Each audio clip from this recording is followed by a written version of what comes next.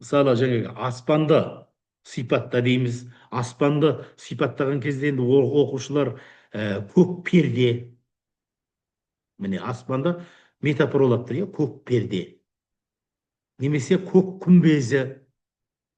Аспан деп айтудың орнына біз көк күмбезі деп метафоралап тұрмыз. Осылай істеуге жағдай жасаған дұрыс. Берілген сезімді қуаныш, мұң, үміт, қорқынышты метафора арқылы жеткізу. Үшінші, белгілі бір тақырып бойынша көркем тілмен суреттеу жаттығулары. Тақырыпты сіз бересіз, мысалы терезеге қаратып, қазіргі жағдайда тақырып жаз, иә. Көз алдыңа не келді, не көрдің, және осыны қалай бейнелеуге болады деген тапсырма беру арқылы өлең жолдарымен жаз суретін, өзі көрген жаз суреттерін өлеңге айналдырып жазуға тапсырма беруге болады.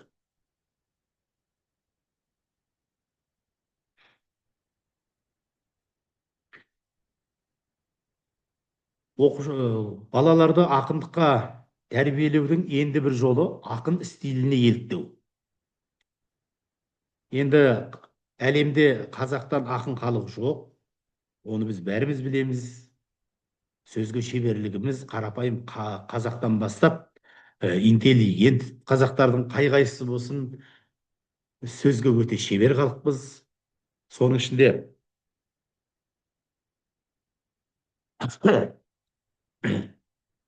біздің қазақтың феноменіне айналған абайлар, мұқағалилар, фаризалардың өлеңдерін беріп, стильдерін анықтап, бұл кісілердің өлең стильдерінің бір-бірінен айырмашылықтарын, ұқсас жақтары бар ма, осыны табу арқылы жұмыс жүргізуге болады. Әсіресе өзге ақындардың стилімен салыстыру бұл өте үлкен нәтиже береді. Ұқсастық жағыменен артық кемшіліктерін табу, ұйқастарына назар аудару, тілдік көркемдік құралдарын Абай қалай пайдаланды, Мұқағали қалай пайдаланды, немесе Мағжанды да алуға болады. Бұл жерде тек Абай, Мұқағали, Фариза ғана беріліп отырған жоқ. Сіз өзіңіздің қалауыңыз бойынша қазақтың кез келген ақындарын алып, олардың өлеңдерінен стилін анықтауға, жұмыс жасауға болады. Содан сол стилде қысқаша өлең жазу, абайша жазу, мұқағалиша жазу, фаризаша жазу сияқты жұмыстарды қолға алуға болады.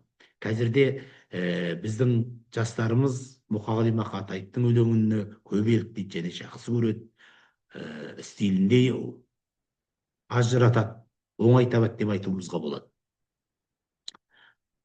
Ақынның бір шумағын жалғастырып жазу, ақыннан белгілі бір шумағын беріп, ары қарай жалғастыруға болады деген тапсырма беру арқылы ақын шумағын жалғастыруға болады. Сосын бесінші, топтық жұмыс формалары деген бар. Онда топпенен тақырыптық өлең жазу.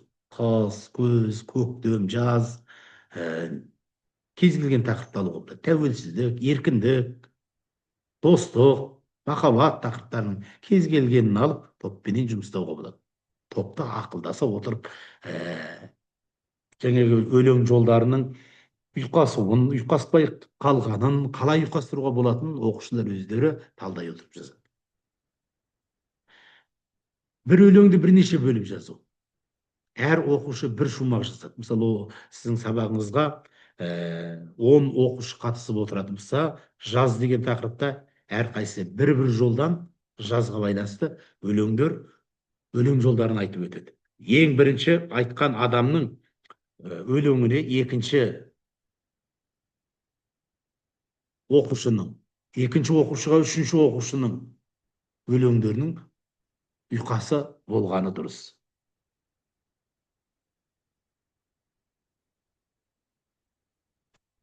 Өзара пікір алмасу, талдау және қолдау.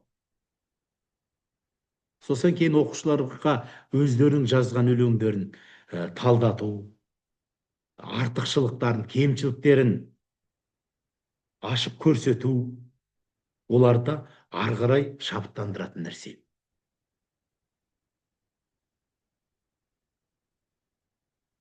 Құрметті әріптестер,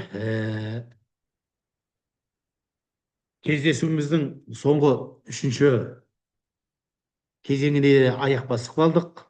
Осы бірінші және екінші кезеңдер бойынша сұрақтарыңыз болса қоюға болады.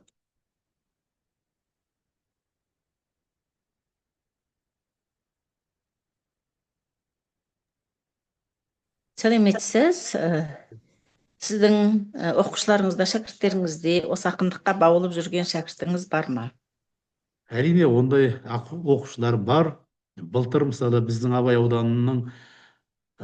ауданында Абай ақиқаты газетінің 50 жылдығына байланысты мүшәйра жүрілді. Осында Теміржан Лақтанбер деген оқушым аудандық мүшәйрада жеңімпаз атанды. Ал ол баланың жолын жалғап өсіп келе жатқан шәкірттеріміз бар. Олардан болашақты үміт күтеміз. Дәл енді ондай биік жетістікке жете қоймаса да, талпынушы оқушыларымыз көп деп айтуға болады. Рахмет. Кері байланысқа шықсаңыздар. Кері байланыстың жаңа үлгісін көрініп тұр ма сіздерге? Не үйрендім?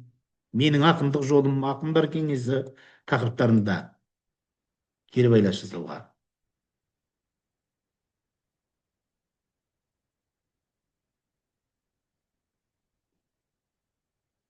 Басқа сұрақтарыңыз бар ма?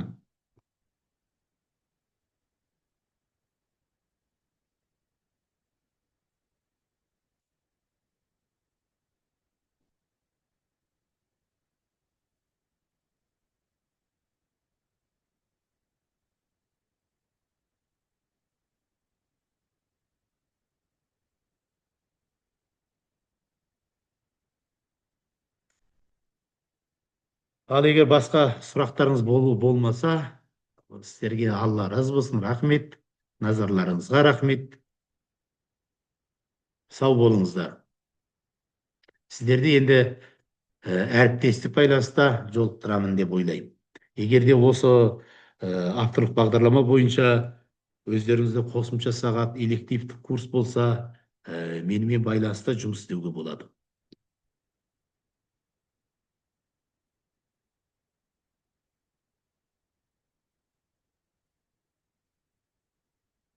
Сіз номер телефоныңызды чатқа жазып жібересіз? Жазып алыңыз, мен айтайын. 8771 8771 456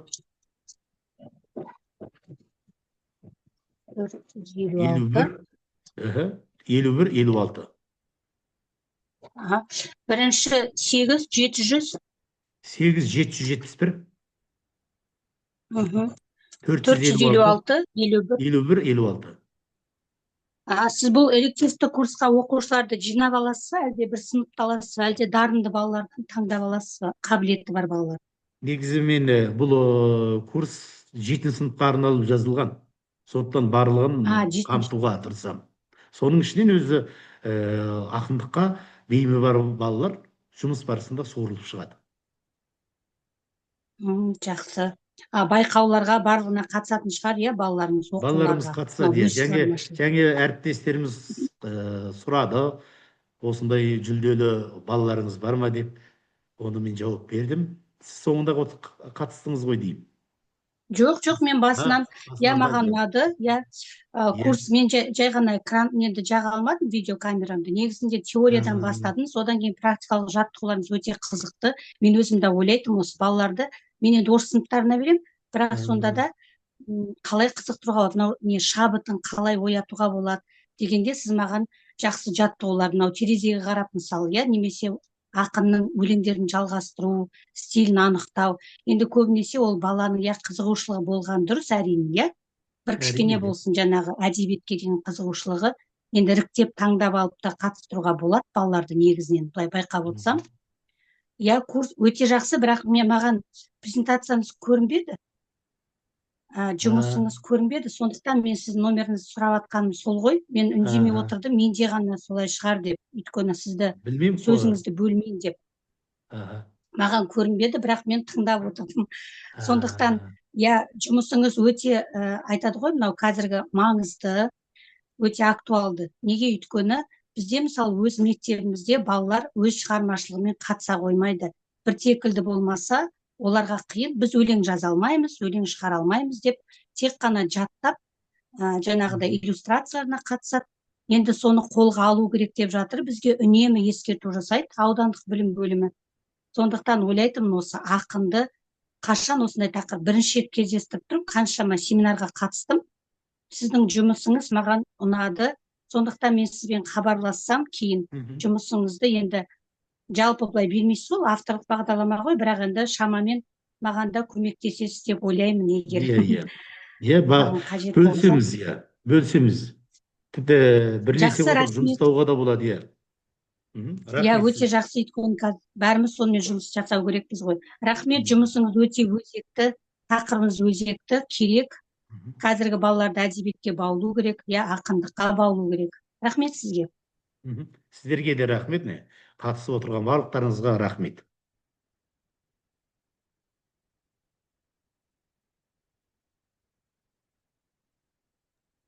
Жақсы, рахмет. Жұмысыңызға сәттілік.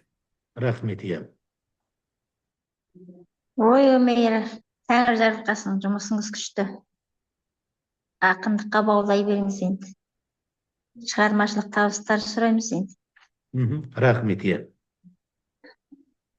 Сіздермен енді өзімнің тәжірибемді бөліскеніме мен де қуаныштымын. Осылай кездесіп тұрайық. Мен Zoom-менен бұрын жұмыс істеп көрмегенмін. Соған байланысты экранда дұрыс және слайдтар қосылмай қалып жатқан жағдайлар бар сияқты. Сіз ғана емес, басқа да әріптестер айтып жатыр, слайдыңыз көрінбеді дегенде. Біз тек тыңдадық, былай көре алмадық. Жақсы, рахмет сізге. Бұлай да мен слайдтарды өзіңіз байланысқа шығасыз ғой, сол кездерде таныстыра аламын. Жақсы, рахмет, жақсы. Рахмет сіздерге.